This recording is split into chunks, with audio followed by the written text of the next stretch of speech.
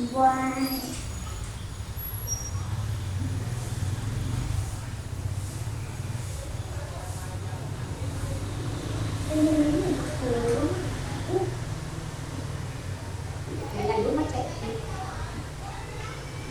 Mẹ sao giờ con thấy tóc mẹ lạ hơn hồi sáng vậy? Anh chơi gì? Anh con thì sao? Không có ai xem hết. Lớp học không khác lắm đâu, lớp học là già. Nè, nó bây giờ học xong xuống xuống đó. sao nó có xuống đất luôn? Em nghĩ cắt ngắn hơn nữa, để ngắn rồi đi ngắn hơn nữa. Đừng có bắt, đừng quá mà. Em ngồi tay ngồi đầu lâu.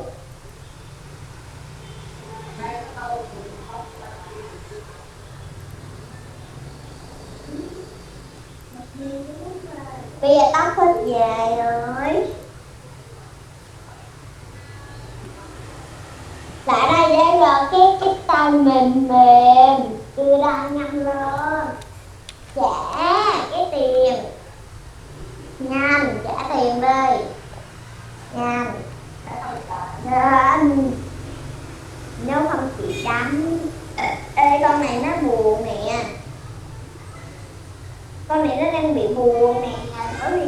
Bởi vì em không chịu nghe lời đó nên là nè.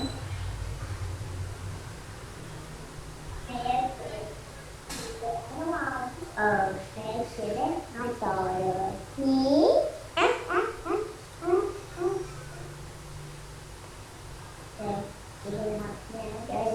Chơi. Lát uống sao? Chắc không uống nước ngọt thôi. Cái đánh lên, họ đánh luôn. Con mua cái gì đó cũng một cách hồ.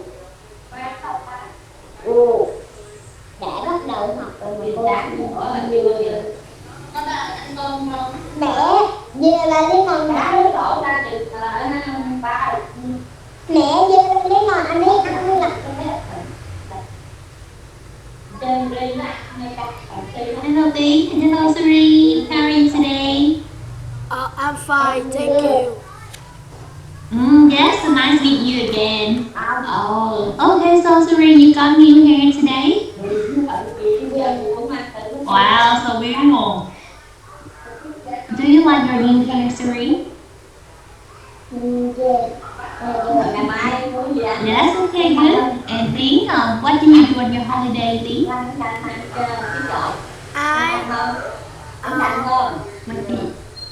On holiday, what did you do? I go Cà Go to Cà Mau. Oh, so what did you do in Cà Mau? I fishing and hatch fish in Cà Mau. You catch fish in Cà Mau. Wow. And then you make the food, right? Yes. Do you eat the fish? I eat fish. Yes. Is that yummy? Yes, very yummy. Okay, very yummy. So, who did you go with, Steve? How did you go to Cà Mau with? Là có đọc lại cô. Yes. So who did you go with? You go with your friends, your family? I go to Cà Mau with my families. Yes. So how many days have you been in Cà Mau?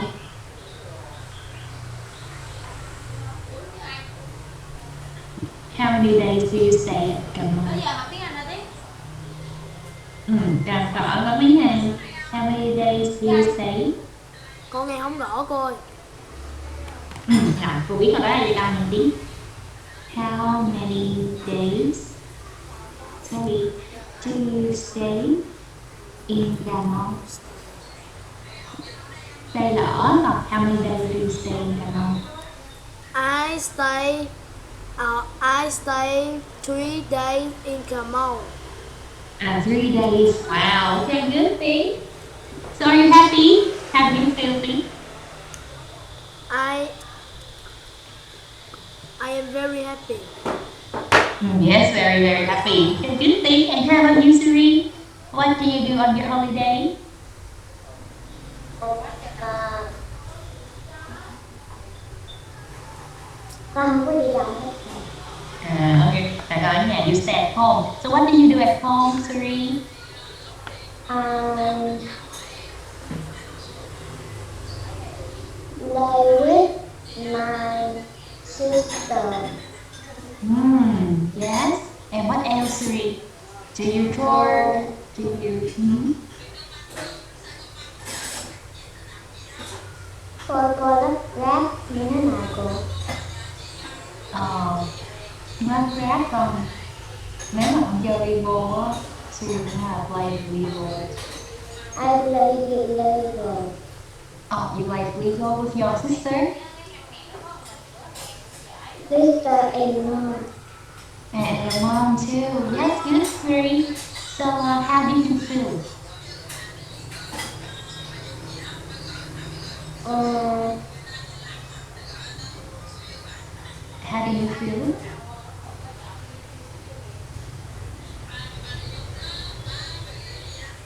Feel là cảm thấy nhất nào. Do you feel happy? Or do you feel excited? How do you feel? I feel happy. Yes, you feel happy too. Okay, yes, good thing, Siri. So today we will learn a new lesson and let's start. Okay, the first one, we have a game. Who wants to play first? Anyone? Okay, think please very fast. Think very fast, think please. I chose blue. Okay, blue for you. Oh, yes, so now can you guess what it is? This is a window. A window. Oh, there you go. Okay, window. Let's see. So, Lee, can you choose one more color? I chose color purple. A purple. Okay. So, Lee say this is a window. How about you, Siri? What is this, Siri?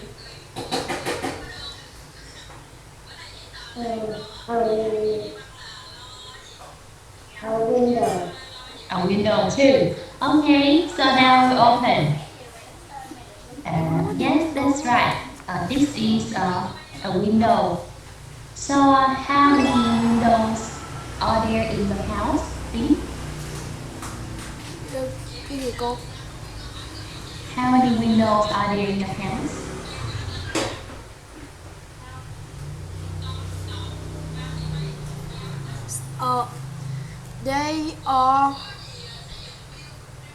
There are 4 windows in my class. In your class there are 4 windows. How about your house, Lee? How many windows are there in your house? There are 2 windows in my house. Yes, good thing. And how about you, Siri? How many windows are there in your house? In my house.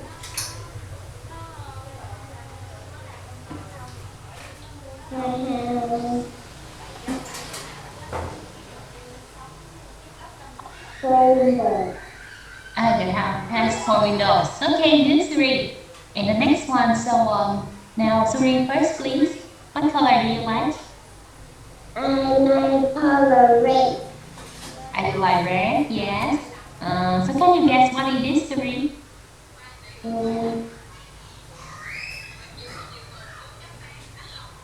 I don't know. You don't know. Okay, so you can choose one more color. I choose color white. White. Okay, can you guess what it is, Siri? It's in the ocean. In the ocean. So what do you see? What do you see in the picture? I can see a fish. Yes, a fish. Now that's right, many fish, right? So Siri say this is an ocean. How about you, Lee? What is this?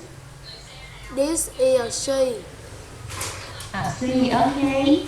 So, okay, that's right. You can say ocean or sea. Very good, that's right. And next one, today we will learn about the sound O. And we have letter O and O with you. it makes the sound O. So the first one, this is lotus. Can you say it again? Lotus. Lotus. Yes, that's right, lotus. So where can we see lotus? Yes, Tiến, please. I can see lotus in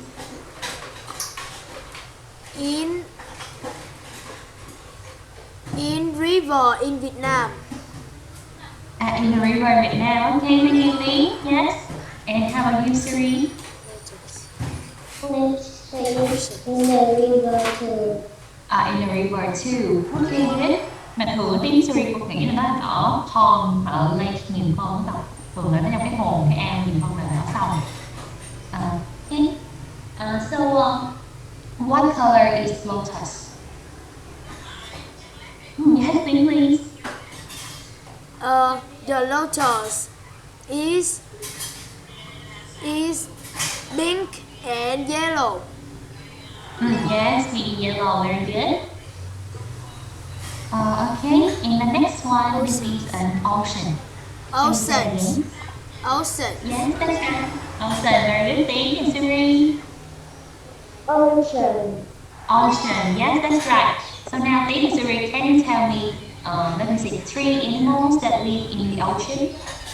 3 animals. Okay, Siri, please. Very fast.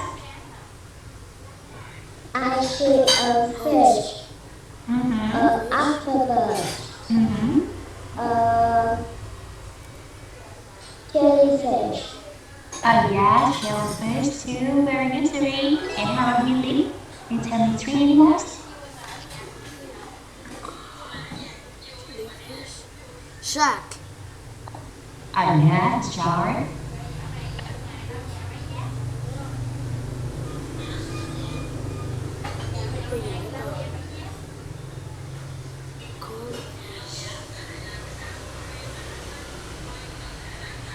Okay, this is a kind of animal. It is very smart. It's called a bee. Cô sao biển tiếng Anh là gì cô? Sao biển là starfish à? Starfish. Yes, okay, it's starfish.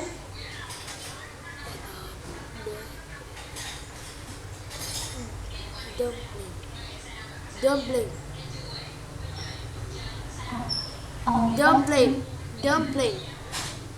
How do you spell it?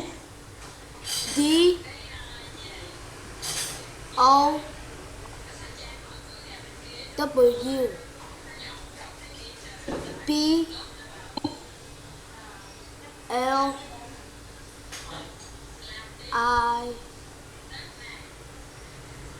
Con cũng chưa chắc cô, nhưng mà nó là con cá heo cô. Nhờ gặp các heo và sẽ là dolphin. Dolphin. Yes, that's right, dolphin. This animal is very, very smart. Okay, so the next one, do you know this animal? What is it? Yes, please. It is a pony. Yes, a pony, that's right. Okay, so Tiến sẽ say the pony. Pony. Yes, very good. Pony is a kind of horse too, but it is smaller than horse. Horse sometimes is bigger. It is very cute. And the next one, we have the crow. Crow. Crow, that's right. And Siri? Crow. Crow, that's right. Are you scared of crow? Are you scared? No. Whenever I see a crow, I don't scare. Okay, yes, good thing. But you don't say I don't scare you, say I am not scared. I'm not scared. Yes. Oh, Siri, what are you playing, Siri? What is it? Lego? Yes. So, do you have lots of Lego? Yes, I do. Okay, so what do you build, Siri? This is a building, a castle, or what is that? It's a butterfly. A butterfly. Oh yes, good, Suri. Why will go for you?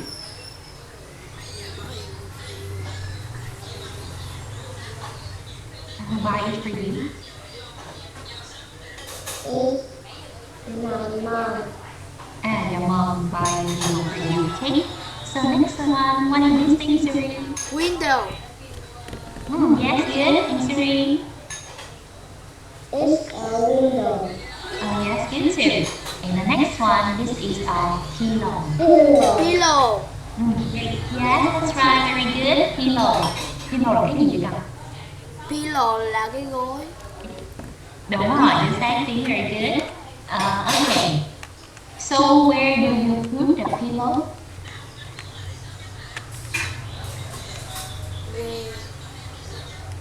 Where do you put it? I put pillow on my bed. Yes, Tiến. And how about you, Siri? Where do you put your pillow? I put my pillow in my bed and sofa. Yes, in the bed and sofa too. So what do you put on your bed, Tiến and Siri? What do you put on your bed?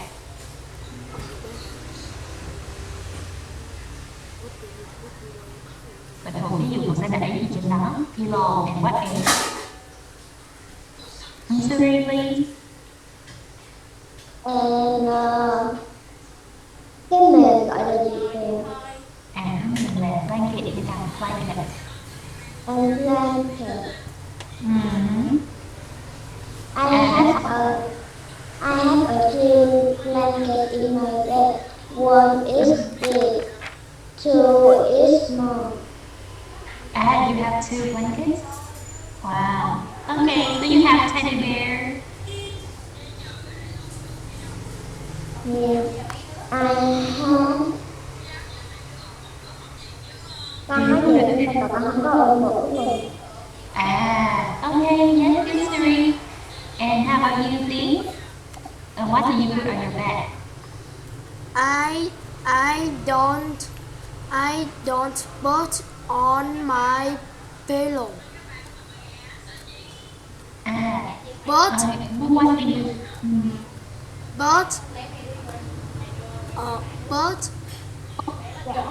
but I usually play pillow with my friends. Yes, okay. That's so fun. How do you feel when you play with the pillow?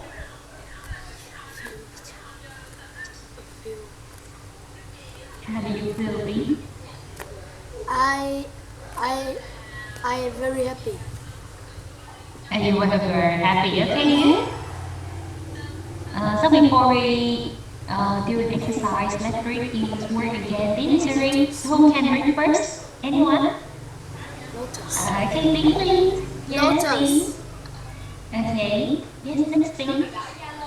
Lotus. Onsen. Okay, ocean again. Ocean.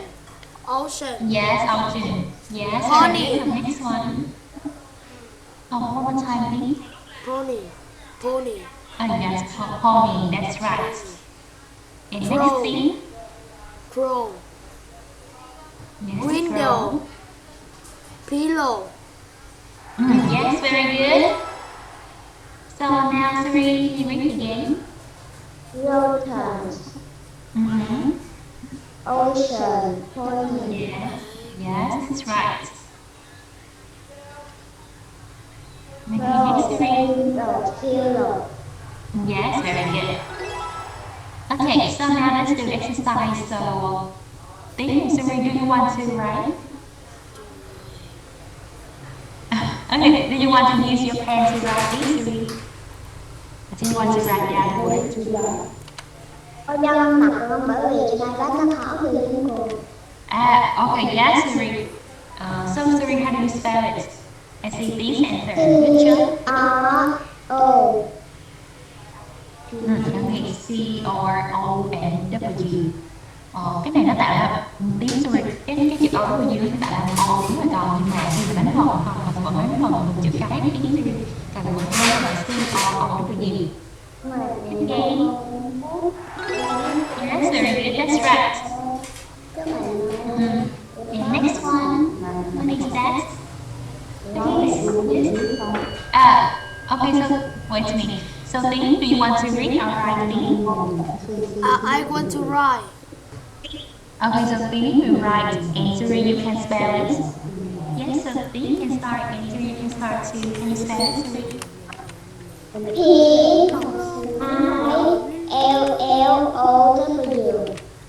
Okay, Suri finish and Tiến finish too. Well, very fast. This is our answer. Good job. That's right. Okay, next one. So Tiến you can write and Suri you can read. Yes, Suri, please. W O W I N D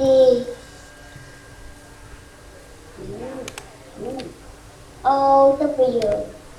Okay, Suri finish. Okay, yes, I say Tiến finish too. But Tiến, we have O W here and we have N too. Where do you put it?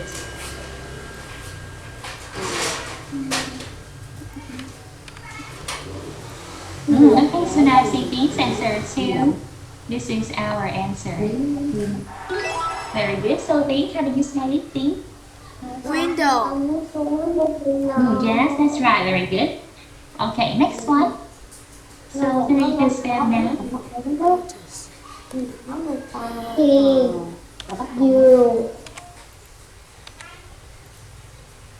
U L O S. Is that right? That's Suri? mine. No, that's mine.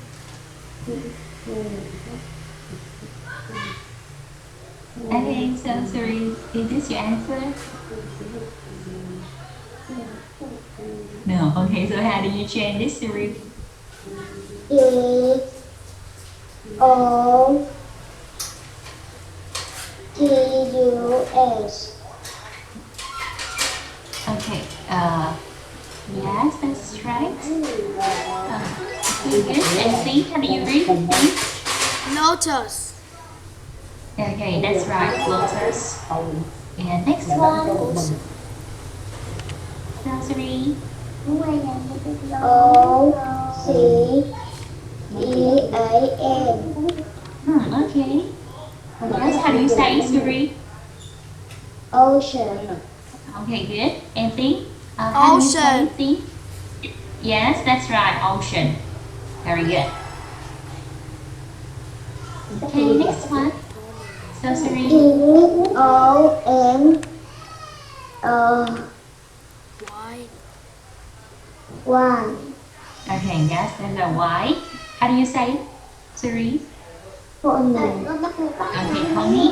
And think, how do you read? Think? Pony. Yes, that's right too. Very good. Okay, so now think Suri, you search for the words that have a sound. Oh.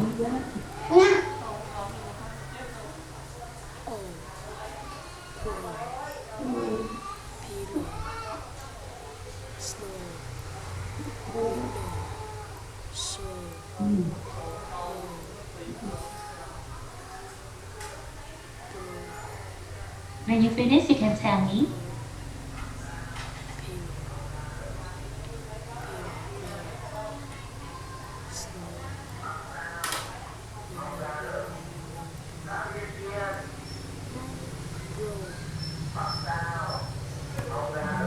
So you finish? Okay, Tiến say yes, and how about you, Siri? You finish? Okay, finish too. So, okay, so Tiến, can you read one word? One word only. Grow. Grow. Yes, that's right. So Siri, next one, Siri. Clone. Can you say again, Siri? Clone. Cái cloud gì vậy? Hey, that's word, Siri. Siri. Okay, this word you say cloud. Not just Cloud. Okay, clouds, no. We don't choose cloud, tiếng Siri. Rồi, hai bạn nhớ không nhận hay không? Cloud là âm A, tại hôm nay mày học bài âm O không? Tiếng Siri Coi nhớ là lúc đầu dùng con cũng thấy có đi nó sai sai rồi con thấy nó đọc vượt là cloud mà sao bạn sorry bạn ghi. Thầy có thấy hai bạn một phân thì hãy có rút kinh nghiệm chữ này như tiếng Siri rồi cloud âm ao. Okay, so good. Yeah. Đọc từ này mới đúng không? Siri, cloud là chú hề á không? Yeah. So Tiến, next one Tiến. Pillow. Okay, yes, pillow, good.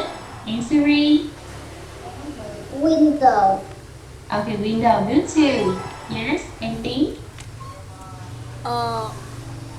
Snow. Okay, snow, yes, that's right. And Siri. Here and bowl.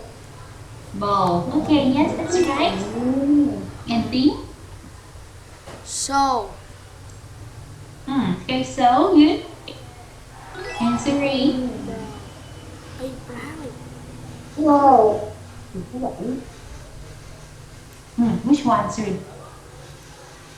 Slow. Từ này phải không?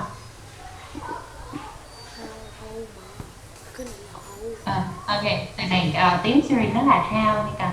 How. Ok, how. How thì âm ao, nó không nói trong đây luôn. Ok, rồi cô thấy là hai từ còn lại hai bạn không phân thì hai con đã chốt đáp án chưa? Còn hai từ còn lại là cả hai bạn đều không phân đúng không con? Rồi, ok, chính xác. Những từ này là ao hết, không chọn. Very good. Rồi, next one, please, Siri.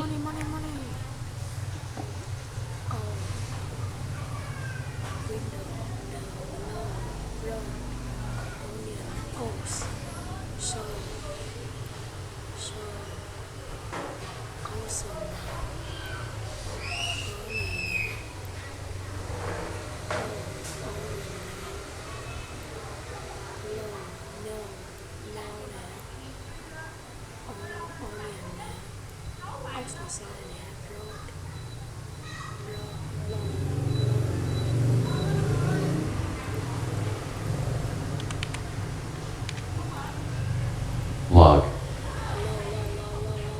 Now, have you finished? Log.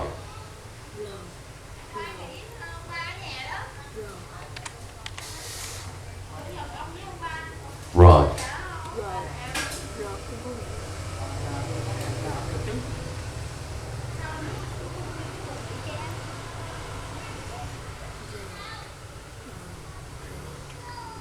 Ồ, cô thấy tiếng Siri phân hết rồi con.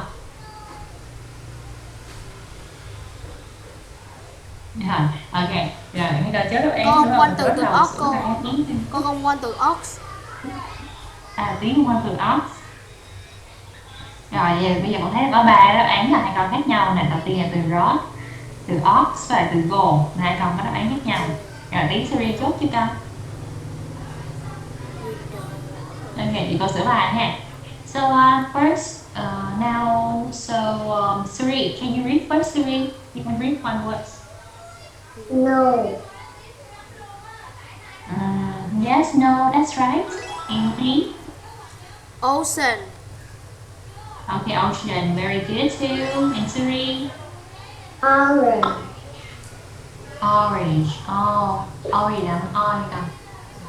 Phải không? Chọn từ này. Tiến Siri. Okay, so next one. Tiến. Pony.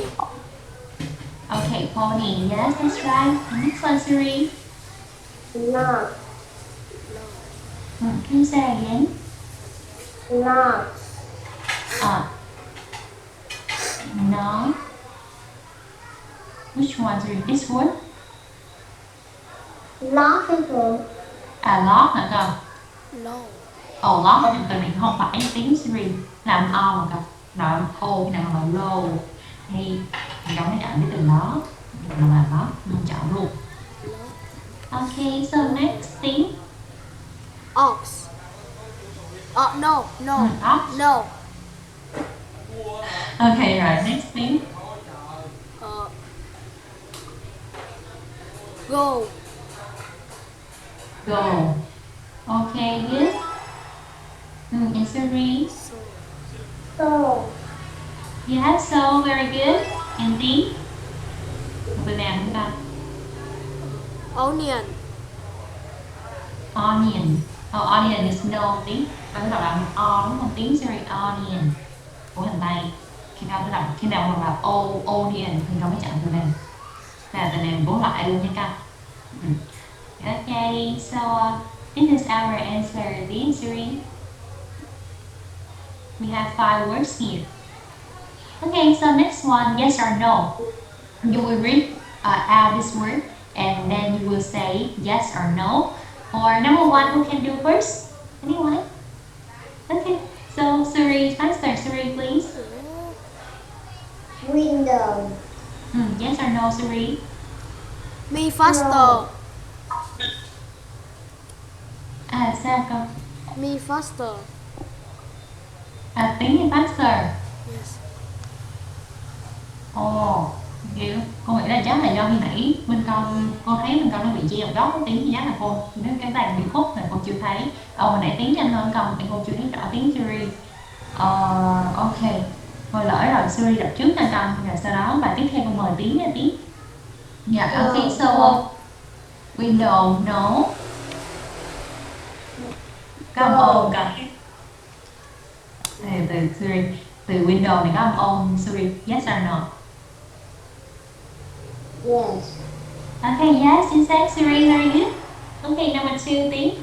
Number 2, yes. Okay, number 2, yes, how do you say Tiến? Crow. Okay, again, Tiến. We say crown. Crown. Crown, No. biển còn. So yes, đi. No. Okay, no, that's right.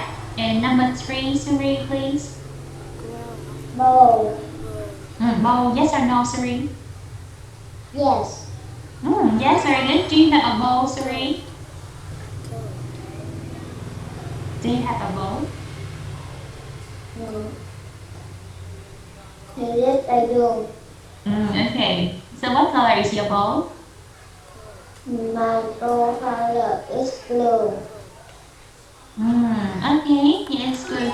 Sorry, khi mình nói màu nó còn nghe đó là my bowl is blue. Ngược lại sorry, nó không còn thêm Cool. color nữa. Nó có cái nút để trắng phía sau cái đầm nó cùng. Cái nơi đằng sau nó làm con hả Siri? Okay, yes, good Siri. So your dress is blue too? Oh, okay. And number 4. Mấy gì nó cùng. Cold. Okay, yes, Siri. Yes, number 4, cold. So yes or no, Tiến? Yes. Yes, that's right. And number 5, Siri. Yes. How do you say this? Oval. Okay, yes, that's right too. Oh, yes. The last one thing. No. Okay, no. How do you say this thing? Olive. Oh, olive, that's right. Olive là trái gì con biết không biết? Tiếng Siri cũng biết olive là trái gì không? Yeah. Olive con biết tiếng Việt của nó gọi là trái gì không tiếng Siri? Cái trái gì ta? Cái trái Cái này tên tiếng Việt nghe tiếng rồi Anh con nghe rồi nhưng mà con quên rồi con. Ok, rồi đó dầu olive như Dầu tiếng liêu. Siri. Dầu liêu. Đúng rồi. Olive có thể làm dầu ô liu của tiếng Siri. Có mấy cái món ăn salad này nọ mình hay bỏ vô dầu ô liu. Cái này nó cũng có dầu ô liu đó cùng. Có thể làm cái đó không Siri? Dạ. Có thể làm dầu ô liu không? Đã có. Ok, yes. Rồi thì cái từ tiếng Anh với tiếng Việt nó hơi giống nha con. Olive, cái là olive. Rồi. Ok, very good. My family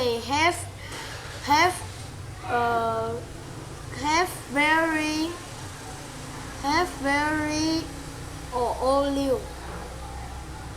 So you have okay, yes, so you have My friend have many olive. Okay, yes. So Olive.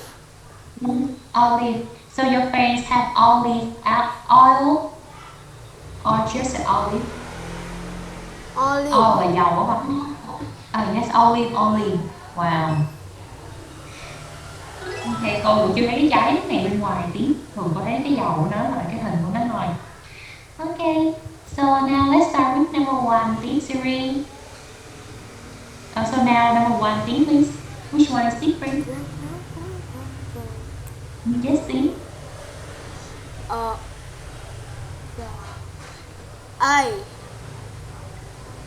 A, how do you say it? Crown.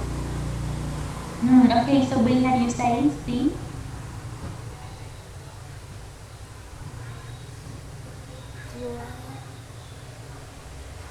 Okay, rồi với rồi, brown. Thằng chủ B còn là gì Tiến?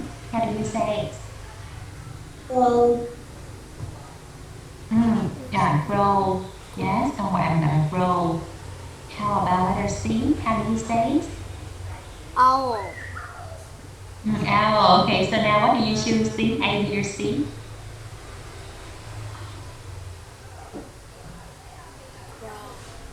A crow.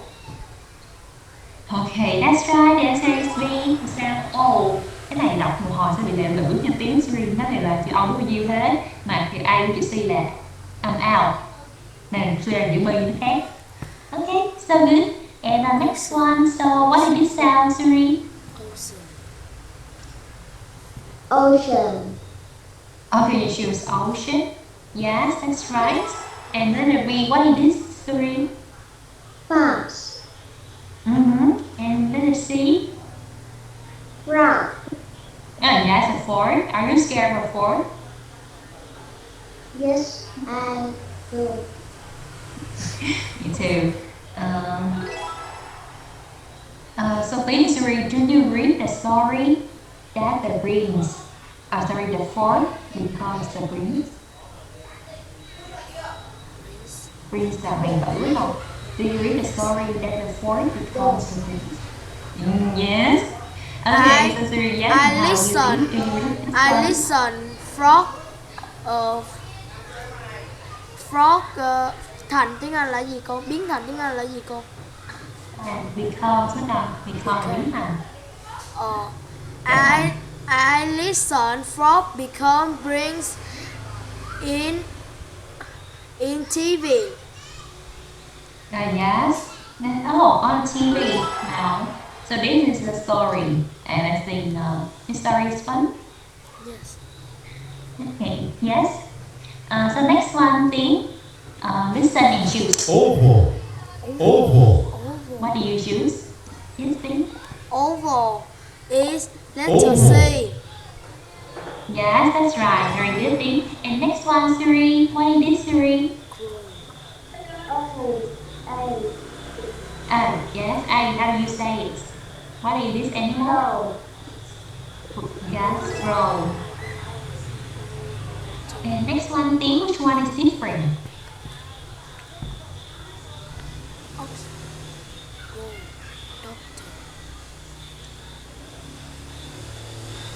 Go. Okay, go. That's rounding. Very good. And next, Siri. What do you choose?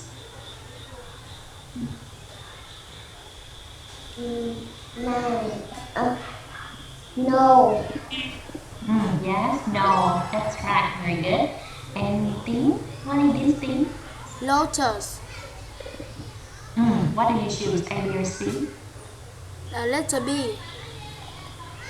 Yes, that's right. A lotus. And okay, so next Siri. How do you say this word? October. Yes, October. Tiếng Siri biết October là tháng mấy không ta? October là tháng 10. Đúng rồi, chính xác. October là tháng 10. Thì so in this word we have two letter O. So which letter O makes the sound O, Siri? A or B? Ừ. O A.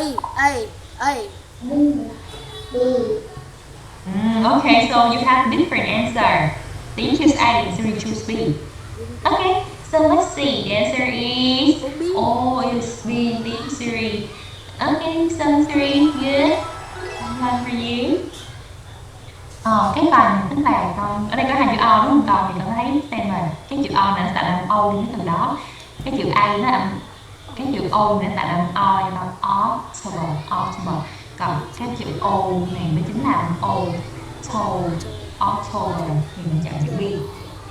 Okay, so next thing, right? Pillow. Pillow. Further, A, B, or C? B. Yes, that's right. Very good. And Siri, listen, Siri. Window. E. See how do you say it? Window. Okay. Window. That's right. Okay, so now we read again. So I will let the computer choose who will read first. So the first person will be. Okay, so Siri first, please. Let's start, Siri. Lotus, ocean, pony, crow, window, pillow. Okay, good, Siri. Anything? Lotus, ocean, pony, crow, window, pillow. Okay, good, Siri. So now Tiến and Siri, you will choose one word here and make a sentence with it. So Tiến, you want to read or write, Tiến? I choose a lotus. Ok, nhưng mà Tiến không muốn chọn là viết hay là không muốn đọc. Tiến, Siri là cô biết Siri muốn đọc rồi. Còn Tiến không muốn viết nhưng muốn đọc cho bài này. I want to write. And you want to write, so Tiến choose the word lotus. Yes, so Tiến you can write now. And Siri, what do you choose, Siri? It's ocean. Okay, you Siri choose ocean. So now Siri you can read, Siri. I like swimming in the ocean. Okay, yes, that's right, Siri. I will write down your answer. I like swimming in the ocean. Yes, that's right. So while we are waiting for Tiến, Siri, you can choose one more word, Siri, and read it too. I choose pillow. Pillow. No, I choose window. Window. Okay, Siri. My house has many windows. Okay. Tôi ghi thử coi Siri thấy đúng không nha Siri. My house has what, Siri? Many windows, right? Tôi ghi đúng chứ Siri?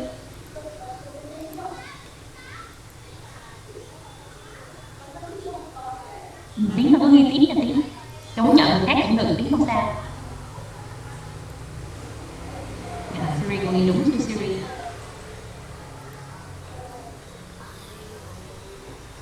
Chưa, sao lại được không? Ở vì từ hát cùng. Cái chữ hát này nè, con phải đổi là hát nha Siri. Tại vì my house số ít đúng không con? My house sẽ nhiều chữ ít, chữ số ít, con phải chọn là hát đúng rồi. Hát là đúng Siri, còn hát này cho số nhiều hay không?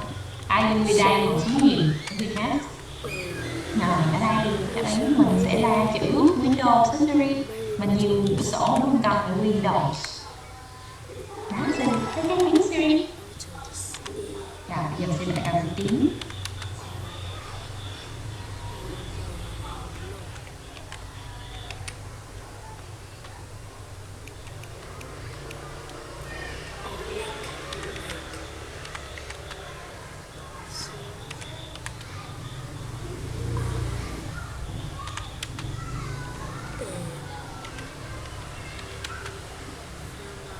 Con xích cầu con vào đây tiếng thì là phải chữ ghi tiếng.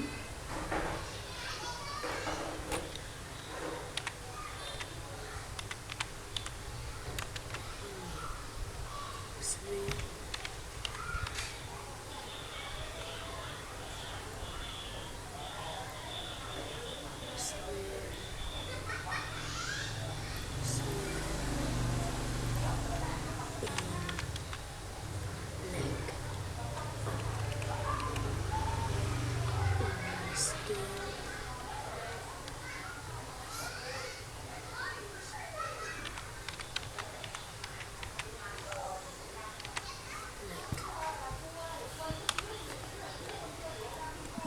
so Tiến yes. So Tiến, are you ready, Tiến? Today I and family go camping. Then I see many lotus on lake. So I and family swim in lake. Ok, yes, Tiến. Một câu rất là đầy đủ, dài. Rồi, Tiến chỗ này đâu? Ok, rồi còn ở chỗ này xíu nữa Tiến. Ở đây con nhớ thêm chữ my Tiến, my family cho đầy đủ câu. Với lại Tiến câu này nó hơi dài nên thường nghĩa là mình sẽ có thể ngắt ra ở đây nha con. Then đây là viết qua xong rồi đầu câu mới. Then I see Noel lotus on lake. So I and my family swim in a lake. Tiến chỗ này nè con, cái chữ so như là vì vậy đúng không Tiến, thì có nghĩa là cái điều này nó sẽ dẫn tới cái chuyện này đúng không Tiến, nhưng mà ở đây cái chỗ mà con thấy nhiều cái hoa trên cái hồ nó sẽ có lẽ nó chưa liên quan đến cái việc mà con bơi ở hồ đúng không Tiến. Cái ngữ pháp thì nó không có sai nha con, nhưng mà về nghĩa con thấy là nếu mà con dịch ra là sau đó tôi thấy nhiều hoa sen trên hồ vì vậy gia đình tôi đi bơi, thì hai con nó sẽ chưa có liên quan nhiều với nhau đó con. Này con sẽ nghĩ cái nghĩa của nó nha Tiến. Bằng ngữ pháp thì yes, nhớ Tiến đâu rất là đầy đủ. Rồi thì cũng chỉ sửa chỗ này là con có thêm chữ mai ở đây thôi. Thì Tiến Suri nhớ ôn bài bài nha con.